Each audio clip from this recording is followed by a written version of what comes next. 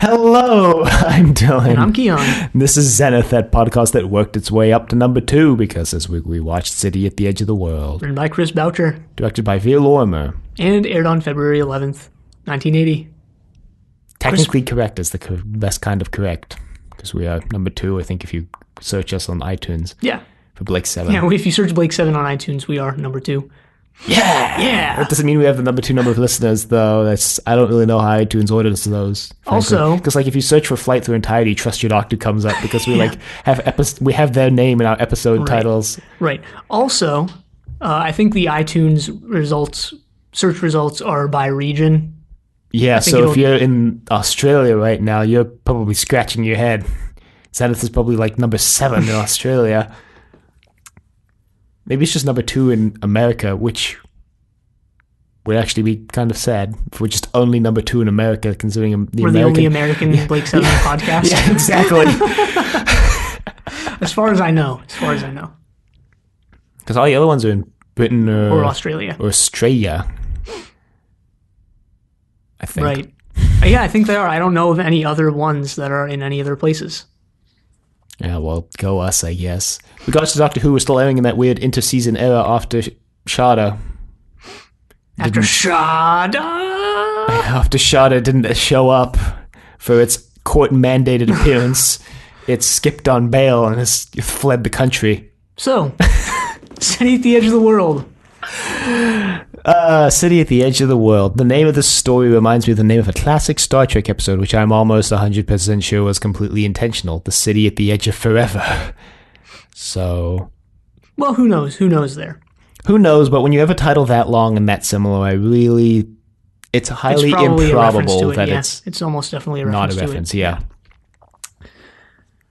I've never watched City at the Edge of Forever, and actually... If I had planned this week better, which I didn't because I'm an idiot, and a lot of shit happened this week, which is why I watched this for the first time in my life the morning we're recording this. Oh, so did I, but not for the first time. The first time I've ever done this. Typically, I finish it at least the night before, and Anyway, as I was saying, if I had planned my week out better, I would have actually watched City at the Edge of Forever so that I could make insightful parallels between them. But I didn't, because like I said, this week was a shit show for most of it. Anyway, that's enough about that. This episode begins in the middle of a conversation between Villa and Tarrant. And Villa doesn't want to go down. Tarrant wants him to go down to a planet that Villa doesn't want to go down to. Yeah, we're just going to start right off here with my What Would Blake Do moment. Just right off the bat. I want to get it right out of the way. Also, because that reminds me that we need to do our quiz questions. I mean, this is the middle of the season, and as seasons go on, I've noticed that we do this. We do a different thing every season. So first we did the awards, and then we did the... what did we do for Series B? The rankings. The rankings, and now we're doing What Would Blake Do. As the seasons go on, we tend to do them earlier and earlier in the episodes, just to get them out of the way. Well, because here's the thing. I'm going to let you in on a little secret about how I come up with my What Would Blake Do moment. This is the same way, actually, fun fact, I come up with titles for these episodes when I'm listening to them and editing them. I try to find the very first title that I can find, or the very first What Would Blake moment do, and I memorize that, and then that way, later on, if I realize I've forgotten to come up with it, or if I don't find anything better, I can revert to this one I came up with in the first 10 minutes. I watch the whole episode and then decide. Oh, see, I like having it planned out. Like I said, that's also how I do titles for these podcast episodes. The first one I come up with, I write it down, and then... Yeah, well, I mean, that's what I do, too, because I'm not going to, listen to the entire episode and then... It's the Richard Hammond and the Club. There was an episode of Top Gear where they go to a car auction to buy cars to drive in a classic car rally, and Richard Hammond just buys the very first car they put up, and Clarkson and May are like, what are you doing? He's like, this is what you do at the club. You find the first girl who's moderately attractive and you just take her home and get out of there. That's what you do. You just one and done. You just find the first one and you go. One and done, like that fake podcast we pretended to start on April Fools. Well... Yeah, so like we mentioned... we should start with our questions. Let's back up before we do the plot. We should start with the questions. Let's start with the questions. Since I typically have always gone first, how about you take it first this week? All right, mine's pretty easy, so it's not a multiple choice question. It's what did Bayban's mother call him as a child? Wow, that is not a difficult question. No, I know the it's answer to not. that one. Yeah. That's why there's no multiple choice answer for it. Well, so mine, like the inverse of my what would Blake do moment comes way, way late in the episode.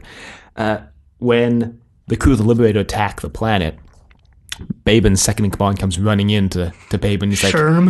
Yeah, Sherm. And he's like, hey, Babin, we've only got blank number of people left. It's like a fill-in-the-blank question. Oh, God, that's actually fill a hard in the one. number there. We only And have there's no multiple blank. choice for this? No. I'm just going to guess it's like 6. That's my guess. It's the first number that came to mind. I mean, to make it a little easier for the listener, I want to tell you, you're actually not far off. You're actually not far off. Yeah, I know. I know I'm not far off. No, you don't. You didn't know. You didn't know the answer. You don't know that you're not far off. I mean, you know now because I told you, but you didn't know. Oh, I'm not far off, yeah. Anyway, now we can get to my what would Blake do moment, which is Blake would not send Villa down alone, or probably maybe not even at all, but for sure not alone. Blake is a master at just undercutting everyone's plans. If someone's like, hey, I need you to come alone, Blake's like, all right, guys, here's the plan. We'll send them down alone, but we'll also beam in like a backup crew like 5 miles away. Well, Blake did blindly trust people a lot of the time. And also they did request Villa go down alone. They specifically requested Villa. I mean, yes, but even if he sent Villa down, I don't think he'd send him down alone. That was the one thing Blake would do. I mean, differently than, say, Avon here. Avon wants to put a tracker on Villa, but Blake would be like, boys. Yeah, I could see Blake, they send Villa down, and then the second he's teleported down, Blake's like, all right, Callie, go down after him, or something like that. Callie, go down and make sure he doesn't get himself killed, please. Which is essentially what actually happens, except a little more spread out than that. Well, when they realize that he didn't take the transmitter. Yeah. But Villa's very hesitant to go down, but eventually, he does. Well, because Tarrant is like, look, nobody cares about you on the spaceship. If you don't go down, we're just going to throw you out. And then they do have all these discussions later on about how they don't care about Villa and that they just recognize his ability and stuff like that. And mostly from Avon. Well, because as soon as Villa beams down, Avon's like, what'd you do to him, Tarrant? He's like, I just scared him a little. And Avon's like, yeah, don't do that anymore. And he's like, why? He's like, well, because then I might kill you. He's like, what? Why? He's like, well, Villa's a very dear friend of mine, except he doesn't say it like that. He says, well, I just recognize Villa's talents. I mean, yeah, I don't really trust him, but Villa has a lot of talents. Unlike you, space captains are replaceable, but master thieves, those are hard to find. Yeah, throughout all of this, there's some pretty good and interesting discussion here between Avon, Tarrant, and Callie. Throughout all this, Dana is missing in action. She's cool. Dana is actually, I think, good later in this episode, but in this initial scene, she's just not there. She just kind of wanders into the end of it and is like, what's up, dudes? Yeah, and I don't necessarily... So she gives Callie a gun. Right, I didn't like that too much because this is written by Chris Boucher, so obviously it's like, the dialogue's pretty good. And there's some pretty interesting stuff discussion-wise happening here, and Dana's just not a part of it. There's this one sick burn type thing. It's not actually a burn, but Callie, I think, questions why they sent Villa down with the transmitter and stuff like that, or she questions something or the other. And Tarrant says, do you like being helpless, Callie? She's like, I don't know, never tried it. Yeah. I was like, that was a good one. Yeah, Avon. Tarrant, I really liked how this episode just completely beats Tarrant down. Yeah, well, after last week where they let Tarrant take control, I think everybody was like, well, that was a bad idea.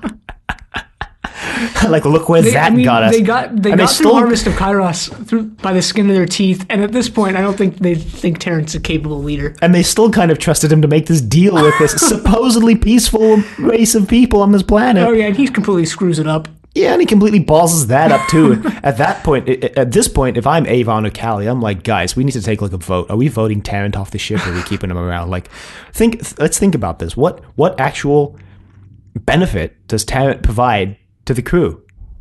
Yeah, I mean, we've talked about this. We talked about this a lot in Series A, how they each had their own specific skill or role, and the extent to which they fulfilled that was down to the writers. Gan, he was sidelined, but he was always like the sort of strong man. He was the brawn of the operations. Villa also, his skills weren't always put to use in the best way, but still, he had this specific purpose. Tarrant is... And this actually has to do with like the aimless nature of Series C. They're not really fighting the Federation anymore. They're kind of just there. And Tarrant also, too, is kind of just there. Yeah, Tarrant's, like, once again, what benefit does he provide? He's a space captain, but as we saw last week, he's a pretty pretty big dumpster fire of a leader. I mean, he can do cool things, right? He was the first person to spin the Liberator, and he did. He's a capable pilot, but they're all capable pilots to some they extent. can all pilot the Liberator, right. so exactly. Dana's there. She might not have a specific skill on the Liberator, but she's also there. She's out for revenge against Servalan, which makes her character interesting. Right. Yeah, and he sets up this meeting, which just... We see Villa down on the planet, and these two people are escorting him to where he needs to go, but they're not talking. They're not saying anything to him. Yeah, they look kind of like twins, but I don't think they are. No, they weren't. They just had the same exact clothes and hairstyle. And hair color. No, actually not. Actually, no, the hair color wasn't that similar. You're right. But basically, the initial supposed deal that Tennant makes is that they're going to send Villa down to help him with something, and they're going to leave crystals that the Liberator needs to power its guns. I think this is the first time we actually find out that the Liberator's blasters are powered by some weird unobtainium crystal. And you know what? I would guess that this is also the last time that this is mentioned. Well, yeah, because they got the crystals now. Yeah. Also, we know what happens to concepts in this show. Yes. And characters. They just don't bring them up again, which is usually for the best, honestly. But it's a thing. I mean, they could have very easily at the end of this episode brought Carol up to the Liberator and then just never mentioned her again, but instead they don't. So. Well, there's a choice for Villa at the end, too, so that was kind of nice. Is it a choice, though? Because Babin busts in and kind of interrupts the thinking process. No, at the end of the episode, Villa's like, I made the complete wrong choice, didn't I? And Orak makes some snarky comment about it. But we'll get there. So Callie goes down to get the crystals while Avon goes to do the thing, and there's a box with Villa's transporter bracelet on top, and she's like, I don't really trust this. Dana gives her a gun before she goes down, and Terrence like, so much for being unarmed. And Terrence, when they send Villa down and they were going to put the tracker in, and Terrence like, I was going to send him down without trackers. I gave them my word, and Avon's like, you didn't give them my word, and Terrence like, wow, I see how it is. And if I remember correctly, as soon as Callie sees this obvious booby trap, Terrence like, it's probably fine, just go take it. Callie's like, no. And then instead of... This kind of frustrated me because Callie does the most convoluted method of checking if this is booby trapped. Instead of just picking up a rock and chucking it in the box, she goes over a hill, crouches beneath the hill, shoots the cliff face behind the box, and then hopes and prays that one of the rocks will fall off the cliff face and lands on the box. By the way, this is set in the grossiest rock quarry I've seen in existence. Well, it is just in a field. I mean, the box itself is in sort of a quarry or a sandy area. I thought this story was just going to be set in a field till Callie beamed down to the box, and it was very clearly just a grassy rock quarry, and I was like, interesting. Well, the villa is in sort of a field outside the quarry, right? Yeah. But when they get to the actual sets in this, those all look awesome. Mm-hmm. I really like the set work in this. Especially the spaceship.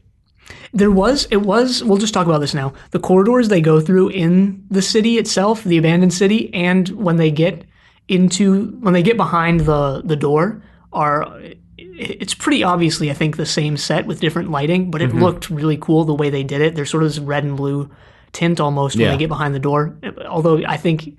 It's purpley maroon. Right, it is. My quiz question was almost, what color is the wall inside the vault? But then I was like, that's dumb. Well, actually, I was going to have my question be about the colors of the walls, too, and that, I think, just goes to show you how strong these things are, how striking it is, because when they get to the ship that they teleport to, it's all, it's blue and green. It's green and silver, and it looks really cool. It's good, especially when the corridors they're in the building are all gray, and then you go into the vault and you get all this big splash of color as soon as you walk through the doorway, which I think is really effective. Yep. So basically, Callie then is Callie gets beamed up right as the explosion goes off, and she's like, "Well, it was definitely booby trapped. Nice going, Tarrant." Tarrant is like, so much for peaceful people. And I'm like, yeah, Tarrant. So much for peace-loving, peaceful people, Tarrant.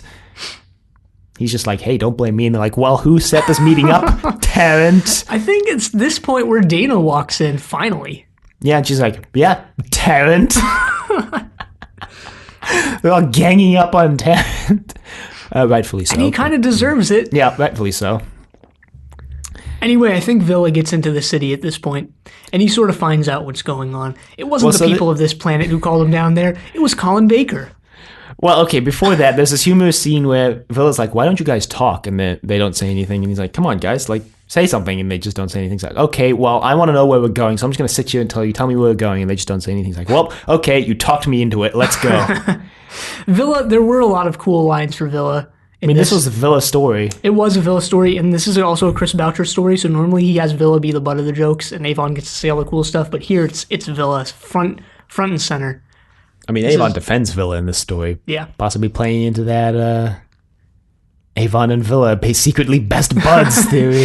But in this episode, Avon also says, like, I only value Villa for his skills, and I dislike him as much as you do, but I at least recognize how valuable he is to us. But maybe he's just trying to cover up how him and Villa are best friends forever. Who knows? BFFs.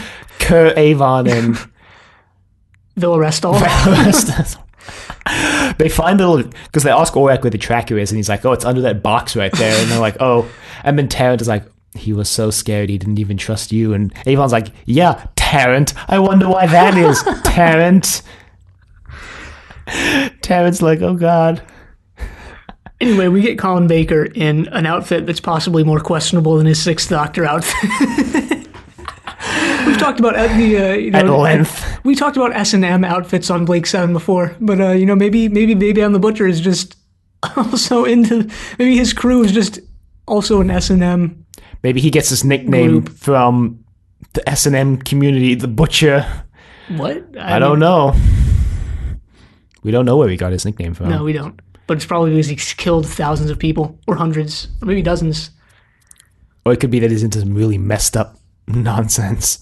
Maybe he's from like a cannibal planet. I was gonna say maybe he's from a line of butchers, but also, I mean, possible.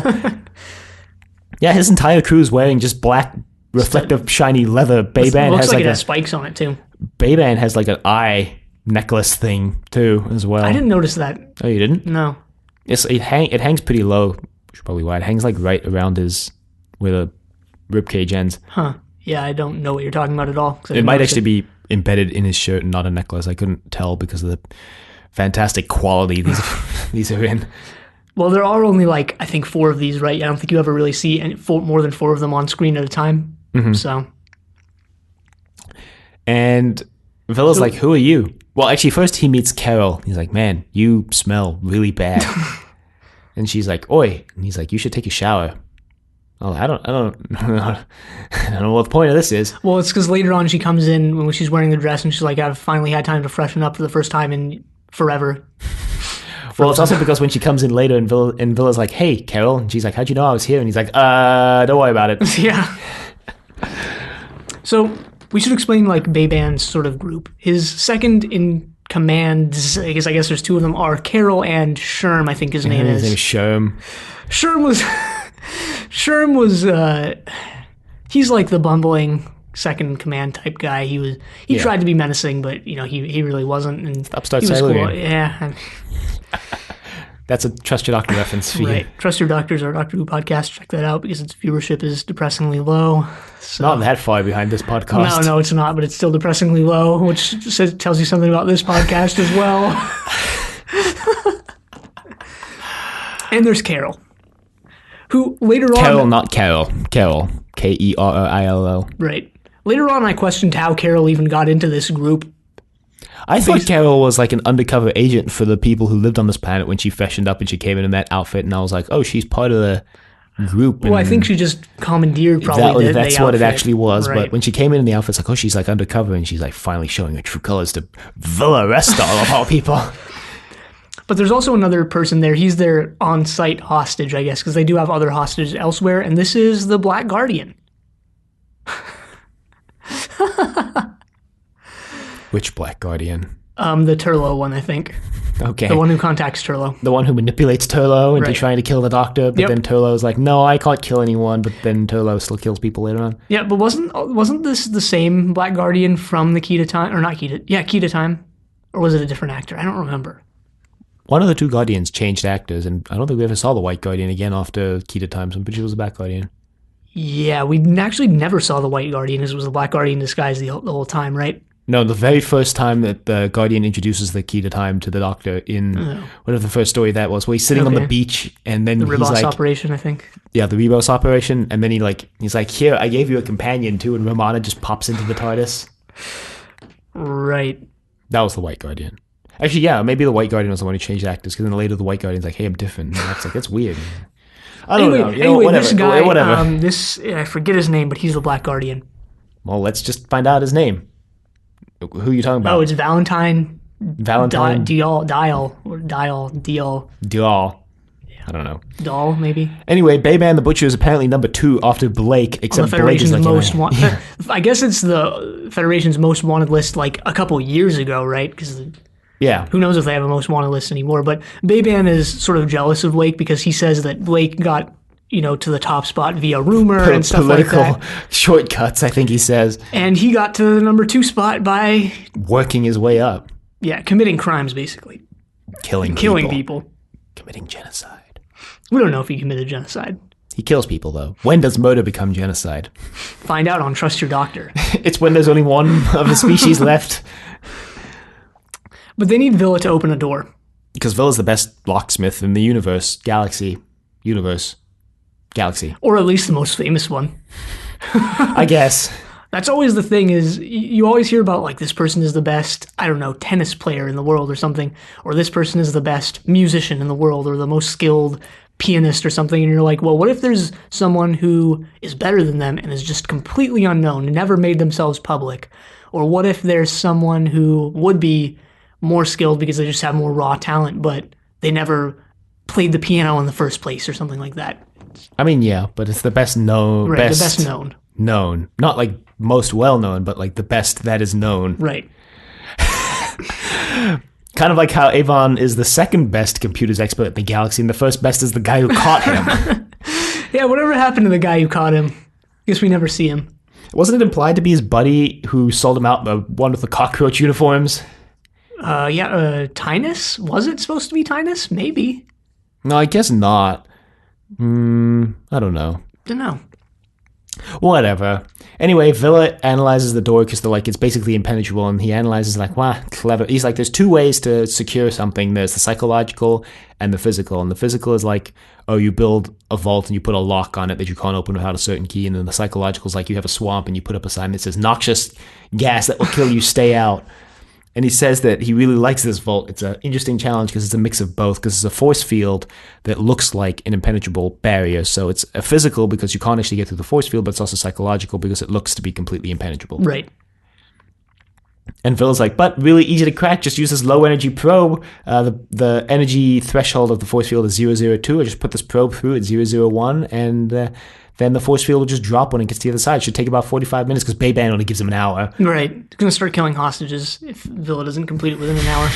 But let's actually talk about Colin Baker as this villain character for a minute, because this is awesome. This is Colin Baker's best acting performance that I've seen so far. Frankly. Yeah, well, I've only seen 2 of his performances. One is this, and the other is his performance as the Sixth Doctor. Well, also Commander Maxwell in Arc of Infinity. Oh, right, Commander Maxwell. But yeah, this is the best. This is awesome. Yeah, this is just unequivocally the best he's actually acting. This is just unfiltered Colin Baker goodness, which makes me question. I mean, I'm sure there were behind-the-scenes things when he was the Sixth Doctor that prevented the Sixth Doctor from reaching his full potential, right? But at the same time, Colin Baker is like so much better as a villain. And I know that's like sort of typecasting him in my mind at least, but like still, he's awesome in this, whereas he wasn't necessarily as the Doctor, because he did have sort of villainous tendencies as the Doctor, right? He tried to kill Perry frequently. But especially so in the Twin Dilemma. But yeah, he's great in this. Oh, because he really sells the maniacal, completely lost his mind villain. Yeah, he has, especially when he brings in the big gun singular later on and kills himself with it. Yeah, he's not the brightest bulb in the patch. Yeah, the lights are on, no one's home, so to speak. One fry short of a Happy Meal, so to speak. Nothing upstairs, so to speak. Villa busts through the door, and Carol goes with him. Right, Carol shows up later on, or a little bit later. Actually, there's a conversation between Villa and what was the guy's name? Started with an N. Gnome. My God, I know. Norrell. Norrell. There's a conversation between Villa and Norrell where Villa starts to suspect that Norrell is the one who's actually manipulating Bayban rather than the other way around. Yeah. He's And that's basically true. Yes, he doesn't deny it, but he gives Villa a He just a sort knowing of smiles. glance. He kind of smiles like, yeah, that's what's happening. Villa's like, okay. So, yeah, Villa gets into the vault, but before he does, he asks Bayband what it is, and Noyla's like, it's this world This and the world next. and the next. And I thought this was something that we mentioned in Duel as something that stood out in Duel, and I think it stands out here as well, though not through the whole episode, but there's sort of like a mysticism in this episode, and later on, you find out it's tech based, right? It's a spaceship and stuff like that. But when it's set up, you think it's going to be like something almost religious, right? Like this world and the next, like something related to the afterlife or something like that. Or we saw this also in Dawn of the Gods. Kind of does this as well. But it was interesting. I kind of like that, and I'm okay with them not following through with it and like totally explaining it as a spaceship and stuff at the end. I'm all right with all that. I like it. I mean, but you know what it means, right? After everything's explained, what he means by this world and the next.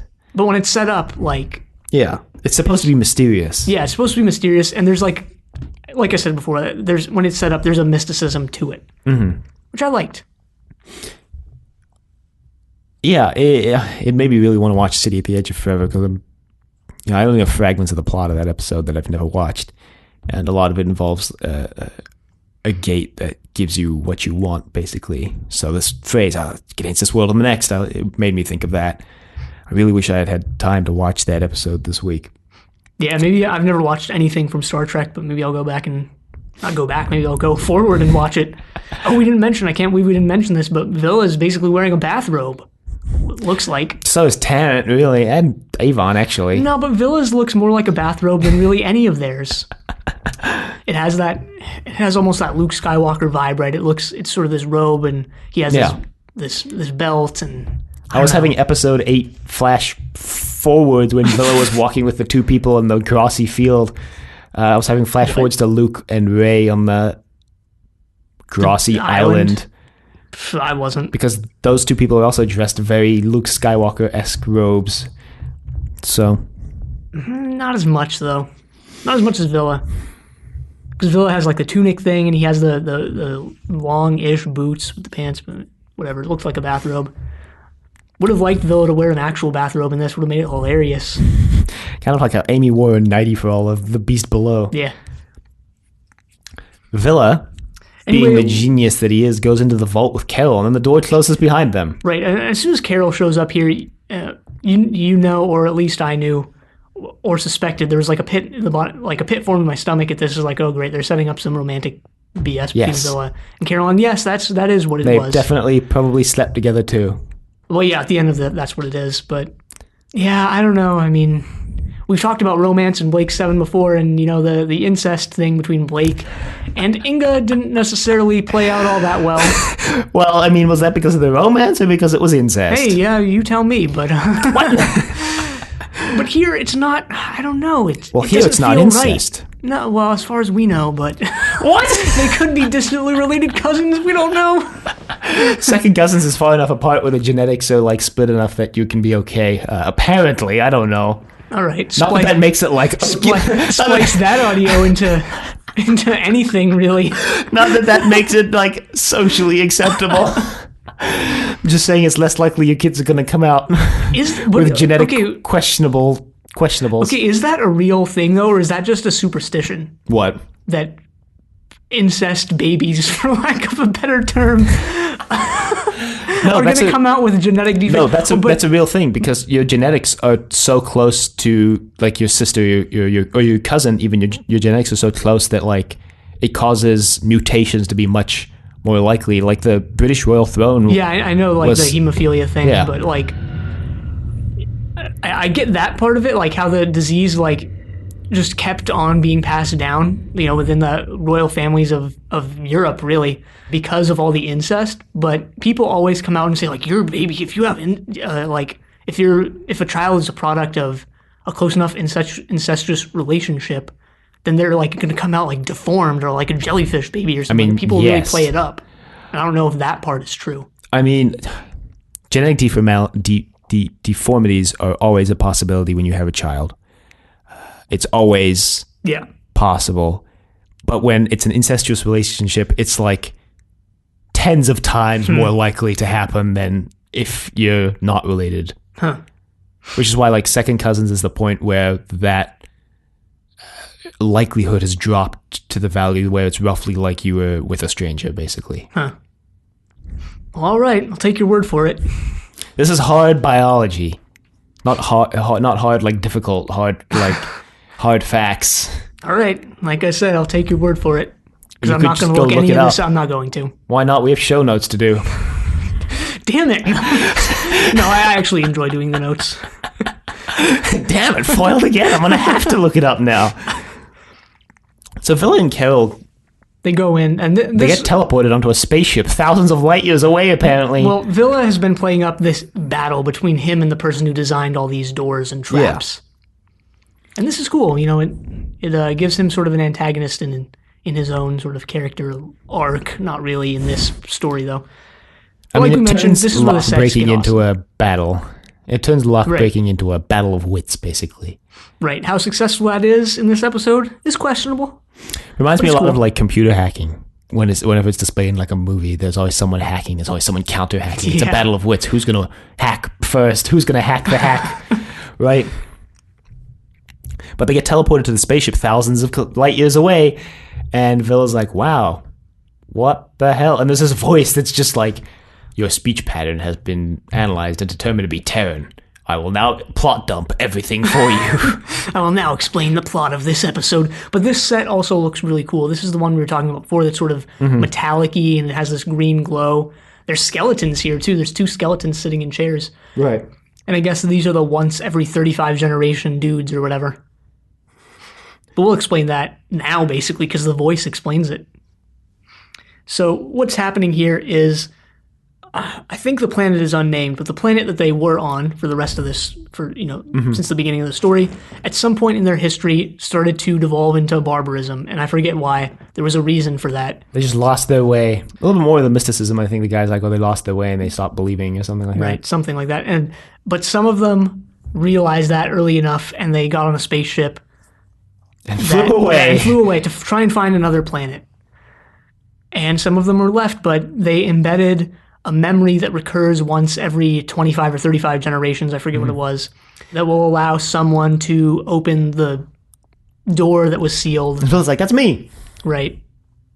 And you get teleported onto the spaceship.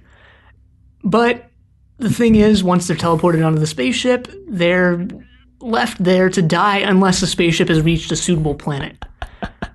Which is what these 2 skeletons are. Which is kind of weird when you think about it, because it's not like they can pilot the spaceship. There's no way they can pilot it. They're just supposed to be guinea pigs to test the planet that they land on. Basically, I guess. Anyway, they're like, well, we're going to die, so let's basically just have sex right here and now. They push the 2 little couches together, and then we hard cut away to Avon talking with his pals. And he's like, here's the plan. We're going to beam down into the city that Zen's detected. We're all going to go together. Orak, you're going to operate the teleport. We're going to get Villa out of there. So they beam on down. Meanwhile, Saving the base is in Private chaos. Saving Private Villa. Well, let's discuss this funny scene. Well, because Avon and Callie come across the hostage camp, but they also come across some of Bayban's guys. Right. And there's this funny scene, and this is... I've been mentioning this, the Series C thing, right, where it's all about, like, belief and trickery and stuff like that, and this episode is really light on that. There's not much, I think, here, but there is this one, and it's done really humorously, where Avon throws, I don't know what he throws, but he goes, grenade, and they all, like, run for their lives, and it wasn't actually a grenade, and that's how they get them. Yeah. I mean, there's a little bit of that, because Bayban's like, I'm number 2, I worked my way up. Yeah, there's a And little you're bit of well, why have we never heard of you before then? There's a little bit of it, and I actually like the simplicity of it in this episode. After it's gotten increasingly more in depth in like Harvest of Kairos and stuff like that, I like just a sort of simple story about it. It still touches on this overarching thing. But they do come across the hostage camp. I don't remember exactly what they do with it. Nothing. I think. Nothing. They have this weird scene where Dana like gets spotted by some guards who are in a panic because they're looking for Villa, because Bayban's like, find Villa, I'm going to start killing the guards off too. Right, because Bayban doesn't think that anyone Yeah. could have broken through the door. Which is And weird then- because he brought Villa down there to do that. And then Dana gets seen, and then she like goes around the corner, and then Tarrant is like, "Oh, you got seen? Hang on, let me this was take care cool. of this. Let me take care of this." And he goes around the corner, and then he comes back. He's like, "So you said 3 of them, huh?" Well, you hear 3 blaster shots, and this Yeah, I is think funny because Tarrant, he like, like tried. shot them. I thought like he was gonna come back. And he's like took care of it, but he comes back and he's like, "Help me, Dana." Well, he's like, "So 3 of them, you said." And then she basically puts a wind-up mouse on the floor, and she's like, "This is something I've been working on." This is like and this actually predates it, but this is like the bombs you can get in the Zelda games that are designed to look like mice, and like they run along the floor and blow shit up. And this is what it is. Dana, what are you doing? And this is the thing, like, I guess based on dialogue later in the episode, Dana is supposed to be a teenager, right? Yeah. And I don't know how old Josette Simon is, but she's not a teenager. No. And and like she designs this like toy, but it's actually a bomb. And this is interesting. She's always been like really trigger happy, as she's been in this episode. I forget what the exchange was, but she says like, "Well, when Villa gets back, I'm going to kill him," or something like that. Or she says, "I would kill him," to something in response to something Terrence says. Which is like, this is all good. Like I said before, Dana is completely just gone in the beginning of this episode, but later on, now she's actually getting character. Well, yeah, because then they confront Baben, and Baben's like, "Go on, kill me. You can be the man who killed Avon." And then Callie's like, "What about the woman who killed Baben?" And then Dana's like, "What about the girl who killed Baben?" Right, they all have their liberator guns, Trained on him. And Avon does hold his like an old revolver, as Twice he in always this episode. does. Yep. My favorite segment, does Avon hold it like a 6-shooter? Yes, he We're at does. like one no and like 5 yeses at this point.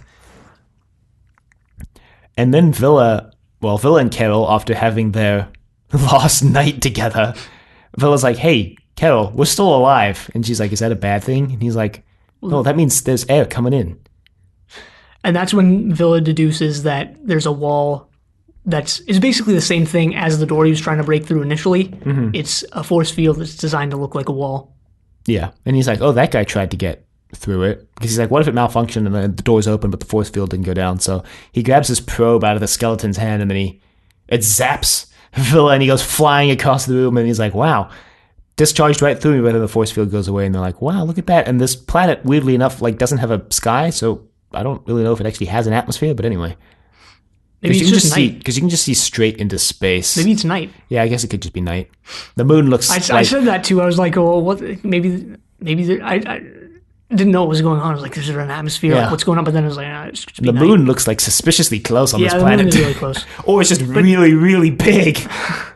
But here's where I had some issues with Carol, right? Because after she comes back, she's like this hardened person in Bayban's group, and after she comes back, she's frightened of everything. She's scared of the skeleton. She screams at the top of her lungs. She's hiding behind Villa as they walk through the corridors, and I questioned how she even got into Bayban's group in the first place. Pretending. Yeah, I guess. I mean, I don't know, man. Like, it's just, I didn't like where the episode went with her. Oh, they just got hit with this love subplot, and they're like, "We gotta make her more submissive because Villa's such a doofus." I guess. Anyway, Villa's like, "Oh, crystals!" And she's like, "Wow, Villa." And Villa's like, "What the hell did I do She's just throwing wrong?" them into a pond. She's like, they're everywhere. And Villa's like, "What the hell did I do wrong? Give me any explanation. I'm a reasonable guy. I'll take a good reason or a bad reason or any reason at all because what the hell did I do?" Well, he says he starts gathering the crystals, and he's like, "Wow, the rest of the crew will love this." And then she's like, "Oh, you're planning on going back?" Because I guess what it was that she thought they were gonna, stay on this planet or whatever. Yeah. Which is also really lame. Yeah. I mean, really, if you think about this story is Villa plopped into like Indiana Jones. Really. What do you mean by that? I mean, you remember Indiana Jones. Villa, basically, he gets captured by the bad guys. He opens a vault for them. Yeah, He goes in I guess. with his unwitting but beautiful to him and they mutually attracted to each other girl. Uh-huh. They sleep together. They get the jewels and they go home. Then he heroically rescues her from the big bad and escapes. This is basically the plot of Temple of Doom when you really think about it. I guess so. Sure. it just, I don't know, like... That's why I kind of loved it, honestly. It's my top 5. Well, let's just discuss this now. As most romantic subplots go, this one didn't land for me, and most don't land for me, but this one didn't land for me because it's like these people have known each other for like 5 minutes, and she's on the enemy side, man. It's a plot of Last Crusade. Yeah, it is. Indiana Jones falls in love with that German scientist. The German spy? The German spy. But then she has a change of heart. But then she has another change of heart at the end where she realizes she can make off with the Grail, and she ends up almost killing everyone. Ah, classic Holy Grail.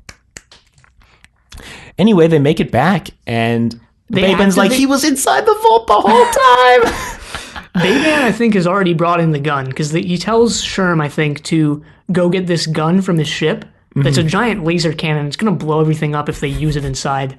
Well, okay, Avon says if he just uses it, it'll blow up half the base. But then Callie, after that, Callie's like the whole base. And then, to add to the power, I guess, Baben points it at the freaking force field that reflects any energy you put into it back at you. So... Yeah. Well, he's aiming at Villa, who gets teleported up. I actually forgot my what would Blake do, but I'll mention it at the end, actually. Okay, so... he pops out, and they're like, wow, he was inside the vault the whole time. Also, there's been like this call, and all these people have come to the city, and Villa's like, oh, the city's not a ruin. It's a transport hub where everybody can go to the new planet. And they all go into the vault, and they teleport to the ship on the new planet. And then Norrell is like, exactly as I planned. Baban's like, what the hell? And Carol's like, I want to come with you. And he's like, you've proven yourself to be trustworthy in the 10 minutes or the 1 hour that I've known you. And then she's like, Villa, you're coming with me, right? I love you. Yeah, he's like, I really, really like you. And she's like, well, there's the difference. I love you. And he's like, he has like panic eyes. He's like, oh shit. And this was like, just kill me. Okay. This was awful. No, it wasn't. It was really bad. No, it wasn't. It warms the heart to see Villa, this bumbling buffoon, find love and then throw it away because the Liberator crew is more important. But it's done in like such a dumb way. Except his choice is really made for him. I mean, what's nice is that I think the Liberator crew understands because they give him his bracelet and they're like, look, we're ready for you whenever you want to teleport up. They teleport up and they just leave. They leave him there. They're like, finally, we finally found an excuse to get rid of Villa. No, they don't. They just leave and they all turn to Tarrant and go, you know what, Tarrant, this is your fault. We lost Villa because of you, Tarrant. Anyway, and then Baben pops up and he's like, haha, I got you now. And then Villa's like, go, Carol, quick, through with Norrell, go. And they go, and then the vault closes, and Villa's like, choice was kind of made for me now. Beam me up, boys. And he gets beamed up right as Baben shoots and blows himself up. I guess Baben just decided he had nothing left to live for. Well, he's going to hit Villa, so the effect is going to be bad, but it's not going to be as bad as if he had hit the force field that reflected everything back. Still would have killed him. Still would have killed him. So I guess he has nothing to live for. It like double kills him. Oh, okay. Because when you're dead, you really care if you got killed or double killed. You can be double dead. What? It's overkill. I don't know. Right. So then... Villa gets back up to the Liberator, and he's like, oh god, this was the complete wrong choice, because they're like, welcome back, Villa, and they make some snarky comments towards him. He's like, guys, I don't really care anymore. And they just leave him alone. I forget what Orak says. Orak really rails into Villa. Here we go. Well, Villa's like, I think I just made the worst mistake of my entire life. And then Orak goes, I highly doubt that, given your like propensity, given your track record for making mistakes, I highly doubt that this is the worst mistake you'll ever make. And Villa's like, thanks, Orak. That actually makes me feel a lot better. And then he's like, I hope all the other mistakes have nice legs. Which to me actually implied that the mistake wasn't leaving Carol behind, but was falling in love with Carol in the first place. Right. So... Dun, dun, dun, da, da. That's where it ends. So. A little bit of a sitcom-y moment, again, with Orak just tearing into Villa. As usual, Blake 7 usually ends on sort of a lighthearted moment, no matter how dark the episode itself is. And usually they're actually not that dark. This one was quite dark, in my opinion. Sure. But I love this episode. I think everything was just great. Definitely in my top 5, honestly. I just loved how we got to see Villa basically just gallivant around this planet. We get to see Avon basically act as backup crew. Everybody dump all over Tarrant, which I thought was just hilarious. Right. This is nice after Harvest of Kairos in the when you think about how much it rails into Tarrant.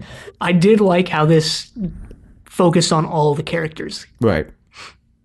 Dana arguably less than anyone else, but still, there was still stuff for Dana in this.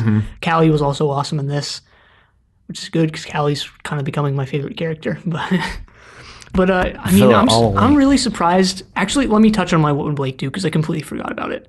Mine was when Bayban is giving his little speech about how he's second and Blake was first. I think if Blake if Blake had heard that, he would come up with some dumb comeback as to why he's like at the top of the wanted list and he deserves to be. And he probably does, considering Blake was supposedly a lot more proactive and successful before his mind wipe.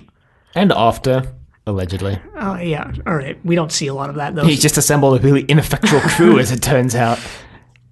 But yeah, I think that's what Blake would do. But anyway, I'm really surprised that you put this in your top 5 because I don't think this is a bad episode. I'll say that. But I do put this in my bottom 5.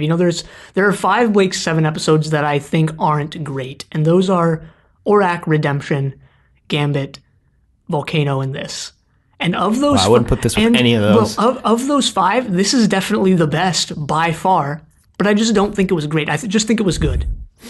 I love this episode. I would watch it again right now, honestly.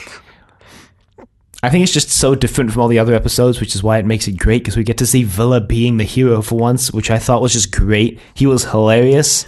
This is something that I want them to do more often, which is have the spotlight be on one character and also have enough for the other characters. Yeah, because this really, in my opinion, balanced everybody else really well. Even though Villa is the main hero, we've got everybody else still gets their time in the sun. Yeah, exactly. This is something that I really like.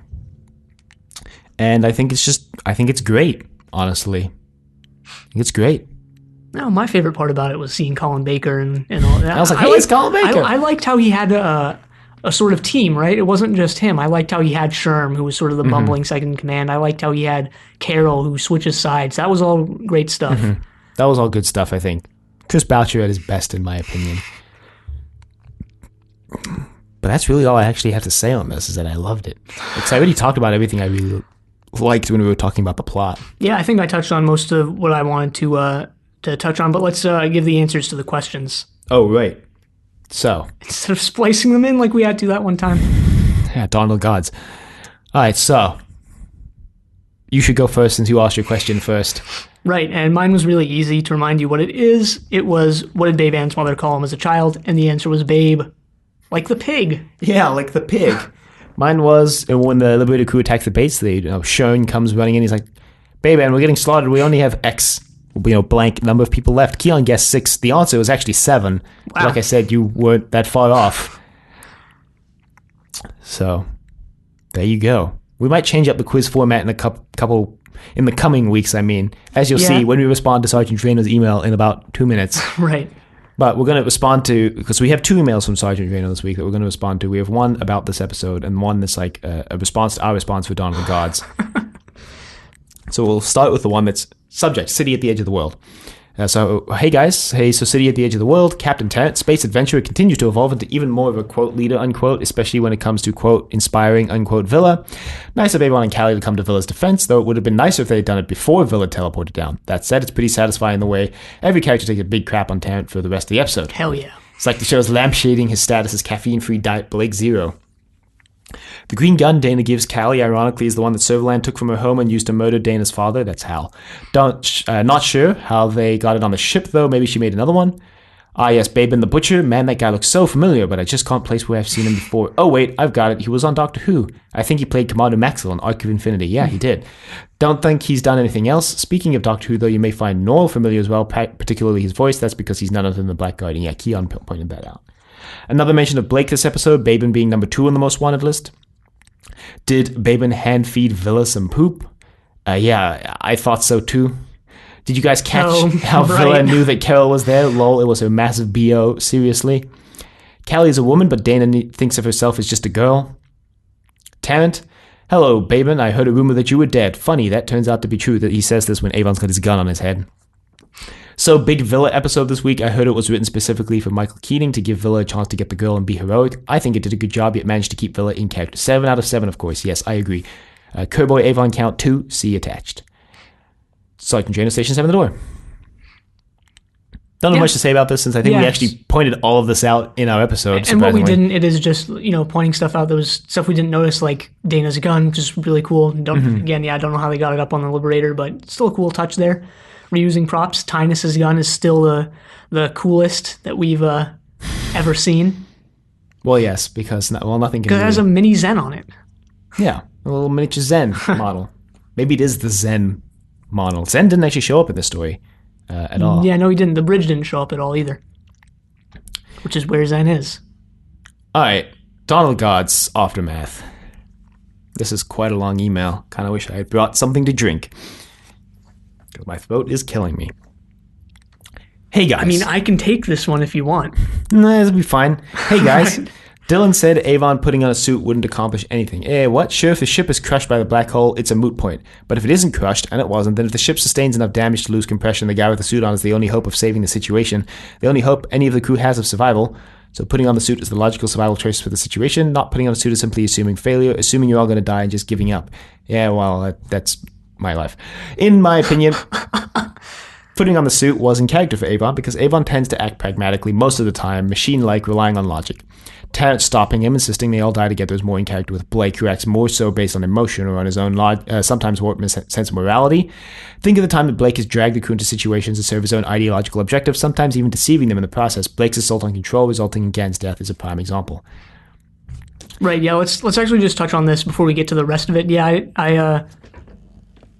I like this. I do agree that it's in character for Avon. I think, like I mentioned, regardless of whether the thing works or not, that's Avon differentiating himself. It's him separating himself from the rest of the crew. And, this is a character who always at least tries to stay rational. I remember in Duel, I think it was, Avon has the line, I've never seen why caring, I'm butchering the line, but I've never seen why caring has to result in you being irrational, something like that. Yeah. Even when it's caring about yourself. Yeah. I guess so. I mean, that's a good point, actually. Putting on the suit, I guess, would save you if there's decompression on the ship, but at that point, does it matter? Ship's going to be trapped in the black hole. It's not like they can escape, so I still say I just assume failure and give up. Well, they come out of it okay either way. Well, yeah. In your discussion for this episode, you guys have an interesting discourse about retcons versus continuity errors, and Keon talks about a couple of concepts. One is known as the unreliable narrator, wherein the information the show presents to us is unreliable. While this is certainly a thing that exists in certain works of fiction, I personally have a strong distaste for it. Like Dylan, I don't like the idea that we cannot depend on the information a narrative presents to us. It creates a story foundation made of sand where viewers or readers can make, quote, arguments, unquote, for any theory or position they want to take and reject narrative evidence they don't like by proposing that the narrative is, quote, unreliable, unquote. It's an argument built out of thin air. Unreliable narrator is also sometimes used by weak or lazy writers as a kind of damage control to cover up poor story construction, continuity errors, or plot holes. The other concept Keon appears to support is something called, quote, death of the author, unquote. This is a view that the author's intent has no bearing on the meaning that can be interpreted from that author's finished work. For example, a reader reading a story might propose, quote, X in this story equals Y. Exclamation point, unquote. The author might come out and clarify, quote, no, X does not equal Y. That was never my intent when I wrote it, unquote. I don't know why I got so bombastic when I'm reading this paragraph. A proponent of, quote, death of the author, unquote, would side with the reader and say that the author's intent does not matter. I have mixed feelings on this one. On the one hand, authors do sometimes lie about their original intent when they wrote something. For example, a lazy writer might respond to criticism of his work by saying, quote, but when I wrote that, I intended it to have an unreliable narrator, unquote, when in fact maybe he's just a crappy writer. On the other hand, if an author's true intent can be determined, in my opinion, that should have a strong influence over how his or her literary work should be interpreted. You can learn more about these concepts on Wikipedia, fonts of all internet knowledge. Dylan, you're misremembering what Tarrant told Avon in Power Play. Tarrant is the man who got the uniform from outranked Clegg, and I trained as a Federation space captain, so it wasn't too difficult. Yeah, I corrected my mistake in Harvest of Kairos because I went and looked it up because I was confused. So by now, that mistake has already been rectified. Not sure if the quiz bit is really working in its current form, since it's just a listener guessing at the start of the podcast and getting the answer at the end of the podcast, if they bother. There's not really any interactivity. You could have listeners send answers in and get recognized in the next podcast, but really listeners would just Google it. There needs to be a live component, preferably with an ongoing leaderboard. If you had guests more often, I'd suggest quizzing the guests, but since you don't, it would be more interesting if you were to quiz each other and make it a contest between yourselves. We're almost there. There's a lot of podcasts out there that once they start getting popular, limit their responses to emails. I actually think that's a big mistake. Interactivity makes things more interesting. Frankly, if you had enough emails, I wouldn't care if the whole episode consisted of discussions between you and your listeners. If you want to try and limit the main podcast to a shorter time period, which I also don't really see any need for, I suggest you move your email response section to the end rather than the ongoing philosophical discussion on sci-fi. So there's viewers out there who don't like listening to email responses can cut them out, while the rest of us can enjoy a very lengthy and detailed interaction with Dylan and Keon. Can't speak for other listeners, but I almost never go to podcast websites, no matter how big a fan I am. Stuff you put on your website, I am honestly probably not going to see. It's just not the way I tend to interact with podcasts. That's it for now. See you later. Eating the pudding, Sergeant Shano, Station 7 the door. So, I mean, what do we want to touch on first here? Because I have a written response, sort of the middle of that email, but do we want to Well, let's do that first, and then we'll end with the podcast-related stuff. So, here, I'm just going to read what I wrote, and this isn't as fleshed out as I wanted it to be, but here, I'll just read what I wrote. So you bring up the concept of the unreliable narrator, and I don't think it's really right or necessarily helpful to do so in this case. I hesitate to apply the concept of a narrator even to text, so I sure as heck am hesitant to apply it to a TV episode. Is Callie a narrator in these moments? I'm not sure. And those moments would be in Dawn of the Gods and, Time Squad. I'm not sure. She certainly tells a story, but what narration is, what it does, and the question of its existence as more than just a too valorized theoretical framework that's often quite restrictive are more complicated, I think. Honestly, if there was one thing I would erase from childhood, language, and literature education, it's the concept of the narrator. Your explanation also assumes a few things that we can't take for granted. One, that the foundations, quote, foundations, unquote, of a story exist in plot. And two, that a writer's state of mind when writing is important to consider when we approach a story. There's also a point to all this that's heavily related to the metafictionality of Series C and how all this is functioning in the particular situation of a TV show over multiple episodes and seasons. Would Dylan have called this a retcon if the two episodes were in the same season? What about if they were in a single hypothetical movie? Series C is all about how belief even functions when we watch and follow a TV show. Like Avon said, it's a matter of what we see and whether or not we're fooled by it. That's in Harvest of Kairos. Series C relentlessly questions the integrity of things that are fundamental to a TV show, and I'm constantly amazed at how this series never lets me take things for granted or assume things and keeps me on my toes and does so with crazy ideas about the nature of and methods to truth, how and whether the idea of truth even works in a TV show, and what we do with what we see and hear when we watch. And I never believe in arguments made out of, quote, thin air, unquote. I believe in compelling arguments that draw from the story.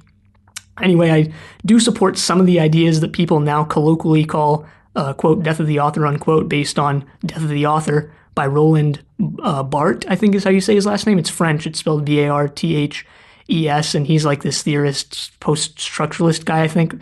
He's an interesting read if you ever want to read him. But I don't really like that term, Death of the Author, because it's really sensational, not surprising coming from Barthes. And the ideas and discussion far predate and exceed what's in that essay. In fact, they're thousands of years old. When it comes down to it, this is a discussion about textual ethics. And I do think using the word author to mean writer is actually very harmful and not something we should do anymore. And that's actually kind of a new... This is me intersplicing things, but actually that's fairly new, using the word author to mean writer. It's only a couple hundred years old. Anyway, once a story... Sorry, where was I? Remember, people can't own ideas. Once a story is out there, it's out there, and it's everyone's, and now part of culture, because stories are never static. They call Congress to would disagree with that. And are called by other stories and exist in a continuum. This is why the book is kind of a dangerous image. It's deceptive, closing the book, and the words, quote, the end, unquote, don't end the story. Anyway, if you can point to a moment in a story and make a claim about it and draw from the text to support it, then that evidence will be as compelling and convincing as it is. And that's not something any writer can defy by simply saying, quote, not what I meant, unquote. If that writer wants to counter by pulling from the text in the same way, then they might have a point. I've already talked for long enough, so I'll just touch on this. You dislike the concept of unreliability in a story and use terms like, quote, plot hole and, unquote, and, quote, continuity error, unquote, to support that. But since stories are fundamentally things of idea, theme, emotion, and aesthetic, concepts like a plot hole and a continuity error are mainly extraneous and can easily be defied, twisted, played with in service to what the story's about, doing crazy and awesome things in the process. That's all I got for that. I frankly have no strong response to any of this. Frankly, I just don't care enough anymore to even try and debate the point. This is stuff that keeps me up at night, and I'm not even kidding about that. But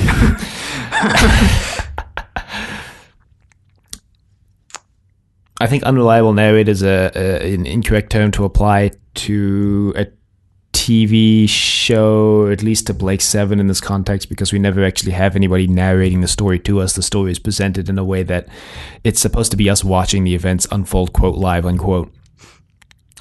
And I guess you could try and define a narrator in that situation, but I don't think that this is so much an unreliable narrator. It's just people being jerks to each other.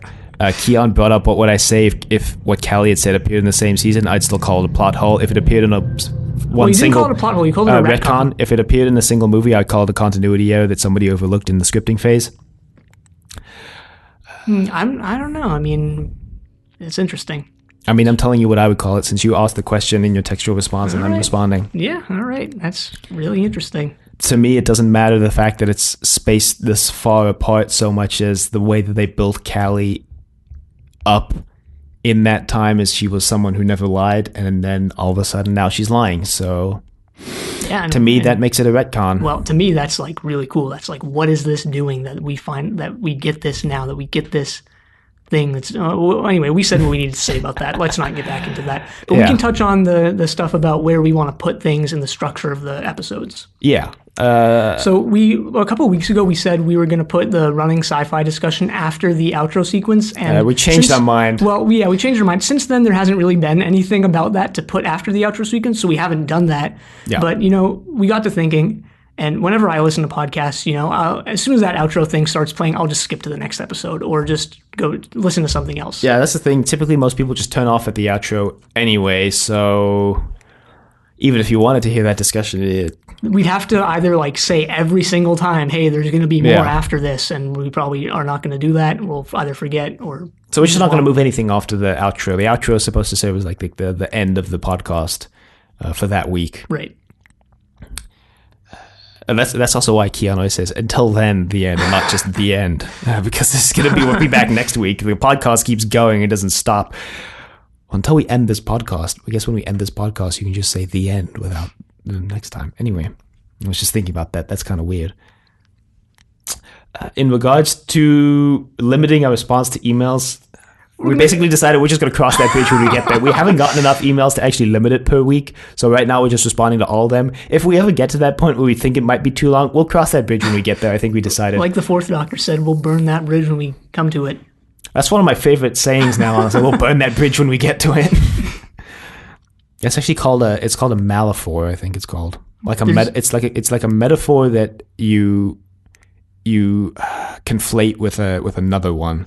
There's one from, this isn't actually necessarily that, but there's one from Terry Pratchett that's, now I'm forgetting what it is. Build a man a fire, he'll be warm for a day. Set a man on fire to be warm for the rest of his life. Yeah. But that's not necessarily the same thing. I just heard that the other day, so I wanted to mention it. Anyway, as for the quiz questions, when we first thought of this, we were thinking of doing it the way Sergeant Drano explains, but we decided not to do that because we thought people just wouldn't care enough to remember their answers and care enough about this segment over multiple weeks. Yeah, because I originally suggested we put the answers in the next week podcast, but then Keanu was like, well, people probably either won't remember or they won't care to remember, or like you said, they can just Google it. Right. But I guess the idea between putting it in the next week's episode is to force them to actually go back and watch the episode, because are you going to really be able to Google what color was the wall?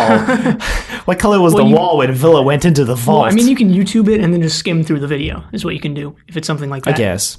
If it's not a dialogue thing. Yeah. But yeah, I think I still stand by that. I think I still stand by having the question at the beginning and the answer at the end. And that'll also allow us to answer like we did in this episode. I didn't know that your answer was 7. And I guessed 6. So I knew the answer to Keon's that it was Babe, but I didn't want to say it at the start of the episode, because then what if you actually wanted to Yes, but that one was also really easy, and I knew it was too.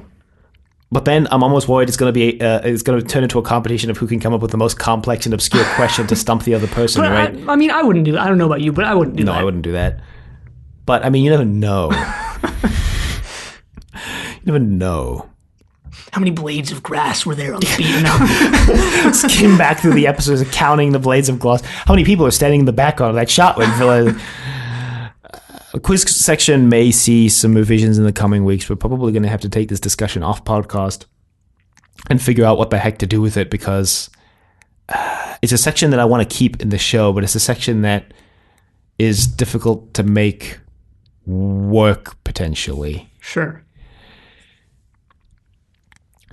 And you never go to the website. That's good, because I keep forgetting to put Keon's science fiction stuff on the website, so that's good because it means you wouldn't even know that. Although I think like about 6 months ago we were like, yeah, 2018 we're gonna revamp the website and stuff, because it looks kind of outdated at this point. But that's actually a lot of work, and it's a lot of work, and I meant to do it to coincide with us reaching the 11th Doctor and Trust Your Doctor, but then I just didn't think about it. Honestly, I completely forgot to do it. Yeah, I mean, oh well, but like at some point I'll revamp the website and make it look less like it was built in 1996. Hopefully. Oh, the other thing is you don't actually have to go to our website to get our show notes. If you're listening on iTunes, and I know Google Play as well, you can just open up the description of the episode, and the show notes appear in the description of the episode. But without the clickable links, that's the thing, because a lot of the time I'll link something, and I've been trying not to do this lately, but I'll link, like, click here. Still linkable, as far as I know. Last time I checked, they still work, at least in iTunes. Give me, uno momento, por favor, good dear listener, while I double check this. Because I always thought that the links were still clickable in iTunes. Yeah, they are. They're still clickable. Okay, good. So the show notes appear in iTunes. The expanded description. Right. You just have to click the little thing and go view full description, and then it'll pop up, and all but the you probably have there. to click that anyway to find out what the episode is, because we don't put the title of the episode in our titles. So that's that. But yeah, thanks for the suggestions. I know it seems like we basically just said like, no, we're not going to do any of that, but we'll think about like we're considering how to improve all these things. Right. And if you would like to email us, dear listener, you can reach us at thedoctor@decorative.vegetable.com. Questions, comments, concerns, angry rants, love letters, your thoughts on Colin Baker appearing in Blake 7. You can find Unless us... they're negative. No, criticism. I'm kidding. You can find us on YouTube at Decorative Vegetable. You can find us at Apple Podcasts and Google Play at Zenith at Blake 7 Podcast. Be sure to leave a rating if you like the show. Check us out on Facebook, Trust Your Doctor. Like us on Facebook. Also check us out on Twitter at TYD Podcast, and follow us on Twitter. And next time we're watching The Children of Oron. But until then, the end.